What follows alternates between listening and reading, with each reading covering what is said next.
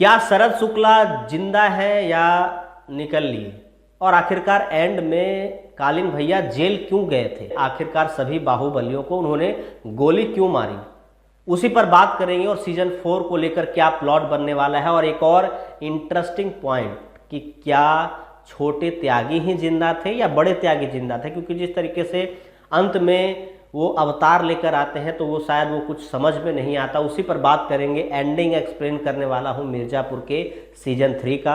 तो सबसे पहले यही बात कर लेते हैं कि आखिरकार क्या शरद भैया जिंदा है या निकल लिए, क्योंकि जो विश्वासघात कालीन भैया ने उनके साथ किया अंत में, मतलब किसी के साथ भगवान ऐसा ना करे, क्योंकि सेकेंड लास्ट एपिसोड में या लास्ट एपिसोड में जिस तरीके से कालीन भैया कहते हैं शरद को कि तुमने काल के काल से मुझे निकाल लाया है, मैं तुम पर भरोसा नहीं करूंगा तो किस पर करूंगा, और अंत में उन्हीं को गोली मार देते हैं। तो क्या वो जिंदा है या नहीं, क्योंकि अंत पर गद्दी पर बैठाया जाता है, उन्हें गद्दी पर बैठते हुए नजर आते हैं।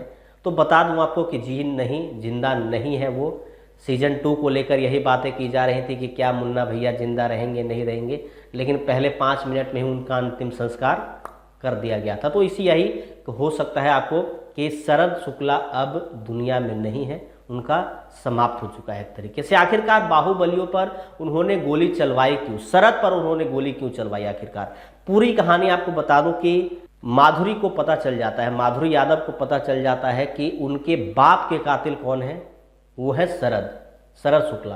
क्योंकि गुड्डू पंडित की बहन जो सारे सबूत लेकर जाती है उनके पास, वो एक तरीके से कह सकते हैं कि वो उनको बदला लेना चाहती थी। अंदर से जो घृणा की भावना थी शरद शुक्ला के प्रति वो बढ़ गई थी। और एंड में जब अकेले में पंकज त्रिपाठी यानी कालीन भैया से माधुरी मिलती हैं तो शायद वो बातचीत दिखाई नहीं जाती, लेकिन वो यही बातचीत हुई होगी कि उसको कैसे मारा जाए, और वही एक तरीके से अंत में कालीन भैया करते हैं। और वो जो एक भय मुक्त यूपी या भय मुक्त प्रदेश की जो एक सद्भावना थी, उसके तहत सिर्फ शरद को नहीं सभी बाहुबलियों को एक तरीके से निपटा दिया जाता है। तो वहाँ पे ये आप समझ सकते हैं कि सभी को गोली क्यों मारी और शरद को गोली क्यों मारी, ये एक तरीके से कह सकते हैं आप।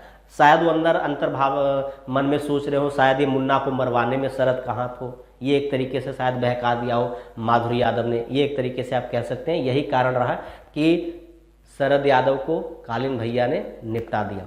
एक और बड़ा सवाल आता है कि क्या छोटे त्यागी जिंदा है या बड़े त्यागी जिंदा है, क्योंकि एंड में जब जाया जाता है तहखाने में तो वहाँ पे बड़े त्यागी के रूप में नजर आते हैं वहाँ पे।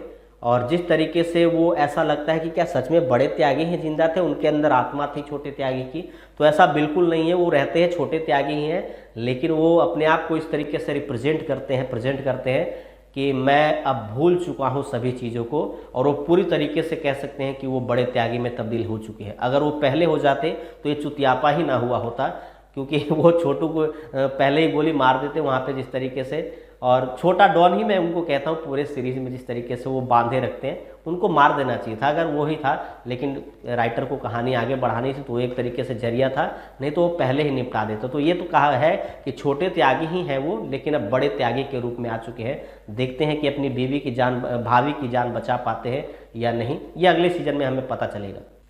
एक और डाउट आता है कि आखिरकार कालीन भैया जेल में क्यों गए थे, क्योंकि एंड में हमें दिखाया जाता है कि जेल में जाते हैं और गुड्डू भैया हो जाते हैं फरार वहाँ से। अब वो कहाँ जाते हैं वो हमें एंड में दिखाया जाता है कि वो जाते हैं मिलने, और किसिंग सीन होता है वहाँ पे, सीरीज एंड होता है। लेकिन वो गुड्डू पंडित से मिलने तो गए होंगे जरूर, ये तो जाहिर सी बात है, लेकिन मिलने क्यों गए थे? क्या वो दोस्ती का हाथ बढ़ाने गए थे, क्या वो उनको मारने गए थे? तो बिल्कुल दूसरी वाली बात सत्य हो सकती है, क्योंकि अंदर से जो भड़ास है ना, वो पुत्र के वियोग में जो जी रहे हैं अभी तक, मुन्ना मुन्ना कर रहे हैं, और वो उसको शायद एक तरीके से समाप्त करने के लिए वहाँ गए हो, क्योंकि उससे पहले जो भौकाल मचाकर जो आए थे सभी बाहुबलियों को खत्म कर उसमें सिर्फ एक बाहुबली बच रहे थे गुड्डू पंडित, और उनको मिलने के लिए वो जेल में जाते हैं। लेकिन तभी पता चलता है कि गुड्डू पंडित तो भैया फुर्र हो गए, वहाँ पे उड़ गए बिल्कुल। और ये हमें सीजन 4 में दिखाया जाएगा, कालीन भैया वर्सेस गुड्डू पंडित, क्योंकि सीजन 3 में तो हमें ऐसा लगा कि कैमियो के रूप में आए थे कालीन भैया, पूरी तरीके से वो दिखाए नहीं गए। सीजन 4 में हम उम्मीद करते हैं कि उनको सही तरीके से दिखाया जाए। अब बात पोस्ट क्रेडिट सीन की कर लेते हैं, जहाँ पे नौकरानी कविता पढ़ रही होती है और काम कर रहे होते हैं मकबूल भाई, और वो आते हैं और कहते हैं कि आपको भाभी ने याद किया है और बुलाया है।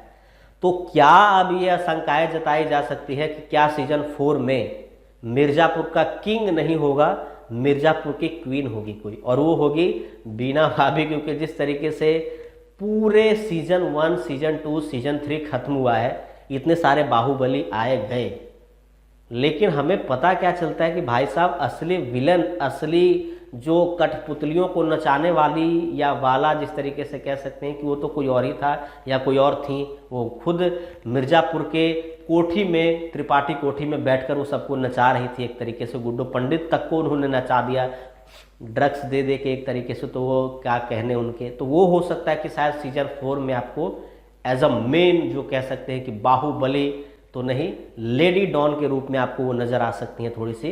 इसी के लिए मकबूल की हेल्प के लिए वो जाती हैं उनके पास, और मकबूल सीजन 4 में, जिसको मैं ढूंढते रहा पूरे सीजन 3 में कि कहाँ है मकबूल, कहाँ है मकबूल, तो वो पोस्ट क्रेडिट सीन में आते हैं और सीजन 4 में उनका एक्सटेंडेड वर्जन आपको देखने को मिल सकता है। तो ये एक तरीके से था एंडिंग एक्सप्लेनेशन सीजन 3 को लेकर। अगर आपके मन में कुछ भी सवाल है मिर्ज़ापुर के सीजन 3 को लेकर तो कमेंट्स में ज़रूर पूछेगा, मैं ज़रूर जवाब दूंगा। और क्या क्या फैन थ्योरीज हैं सीजन 4 को लेकर और सीजन 3 के एंड को लेकर, वो भी नोट डाउन ज़रूर कीजिएगा कमेंट सेक्शन में। धन्यवाद।